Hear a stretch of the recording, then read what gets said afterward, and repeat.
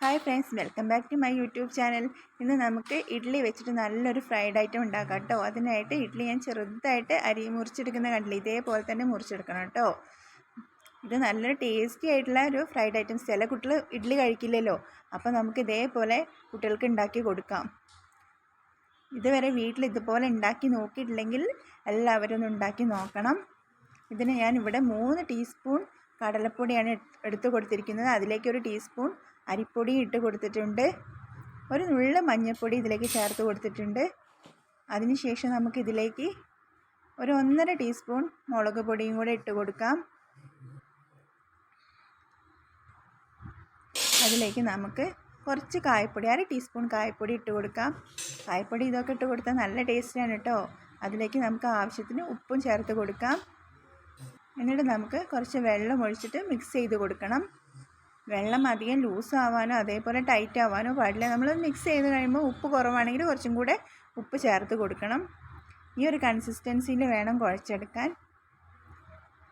ഇവിടെ എൻ്റെ ആദ്യക്കുട്ടൻ ഇഡ്ഡലി പൊരിച്ചതിന് വെയിറ്റ് ചെയ്തിരിക്കുന്നുണ്ട്. അവനത് വലിയ ഇഷ്ടമാണ്. ഇത് ഞാൻ മുമ്പൊക്കെ ഉണ്ടാക്കും, പെട്ടെന്ന് അങ്ങോട്ട് കാലിയാവും ഇത് ഉണ്ടാക്കി കഴിഞ്ഞാൽ. ഇത് ഇതേപോലെ തന്നെ നമ്മൾ എല്ലാം ഇതിൽ മുക്കി കുഴച്ച് വെക്കണം കേട്ടോ.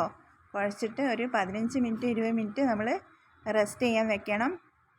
അതിനുശേഷം നമുക്കൊരു പാത്രം അടുപ്പത്തേക്ക് വെച്ചിട്ട് എന്നിട്ട് ലോ ഫ്ലെയിമിലേക്ക് ആക്കി കൊടുക്കാം. അതിനുശേഷം നമുക്ക് അതിലേക്ക് 2 ടീസ്പൂൺ വെളിച്ചെണ്ണ ഒഴിച്ച് കൊടുക്കാം. എന്നിട്ട് അതിലേക്ക് നമുക്ക് കുഴച്ച് വെച്ച ഇഡ്ഡലി പീസ് നമുക്ക് അതിലേക്ക് ഇട്ട് കൊടുക്കാം. ഇതുവരെ ആരും വീട്ടിൽ ഇതേപോലെ ഉണ്ടാക്കി കൊടുത്തിട്ടില്ലെങ്കിൽ, ഉണ്ടാക്കി നോക്കിയിട്ടില്ലെങ്കിൽ എല്ലാവരും ഉണ്ടാക്കി നോക്കണം. എന്നിട്ട് എനിക്ക് അഭിപ്രായം കമൻറ്റിലൂടെ അറിയിക്കണം. എൻ്റെ വീഡിയോ പുതുതായിട്ട് കാണുന്നവരാണെങ്കിൽ ലൈക്ക് ചെയ്യണം, ഷെയർ ചെയ്യണം, സബ്സ്ക്രൈബ് ചെയ്യണം. പിന്നെ നിങ്ങൾ എനിക്ക് തരുന്ന സപ്പോർട്ടിനും എല്ലാത്തിനും എല്ലാവരോടും ഒരുപാട് സ്നേഹവും നന്ദിയൊക്കെ ഉണ്ട് കേട്ടോ. നമ്മളൊരു ഭാഗം വെന്തിട്ടുണ്ട്, നമുക്കത് മറിച്ചിട്ട് കൊടുക്കാം. ഇത് 2-3 മിനിറ്റ് ലോ ഫ്ലെയിമിലാക്കി വെച്ചാൽ മതി, പെട്ടെന്ന് വേവും. പിന്നെ ഇഡ്ഡലി നമ്മൾ ഓൾറെഡി വെന്ത സാധനമാണല്ലോ. ഇത് നല്ല ടേസ്റ്റാണ്. ഇതെന്തായാലും ഒരു വീട്ടിലുണ്ടാക്കിയിട്ട് എനിക്ക് കമൻറ്റിലൂടെ അറിയിക്കണം കേട്ടോ. നമ്മളെ എല്ലാവരുടെ വീട്ടിലും ഇഡ്ഡലിയൊക്കെ ഉണ്ടാക്കുന്നതാവല്ലോ. രാവിലെ ചായക്ക് ഇഡ്ഡലി ഉണ്ടാക്കിയാൽ ബാക്കി ഉണ്ടാവും, വൈകുന്നേരത്തേക്ക് ബാക്കി ഉണ്ടാവും. അപ്പോൾ അതെന്ത് ചെയ്യും എന്നൊക്കെ ചിന്തിക്കുമ്പോൾ ഇതേപോലെ ഒന്ന് ഉണ്ടാക്കി നോക്കണ്ട കേട്ടോ. എന്നിട്ട് നിങ്ങളെല്ലാവരും എനിക്ക് കമൻറ്റിലൂടെ എങ്ങനെയുണ്ടെന്ന് അറിയിക്കുമെന്ന് ഞാൻ വിചാരിക്കുന്നു. എൻ്റെ വീഡിയോ ഇഷ്ടമാവുകയാണെങ്കിൽ നിങ്ങളെല്ലാവരും ലൈക്ക് ചെയ്യണം. ലൈക്ക് ചെയ്യാൻ എല്ലാവരും മറക്കുന്നുണ്ട്. കമൻറ്റിലൂടെ എന്തായാലും എന്താണ് നിങ്ങളുടെ അഭിപ്രായം, അതെന്തായാലും നിങ്ങളെന്നെ അറിയിക്കണം. എൻ്റെ പുതിയ വീഡിയോ ഇടാനുള്ള ഇൻസ്പിറേഷൻ നിങ്ങളെല്ലാവരുമാണ്.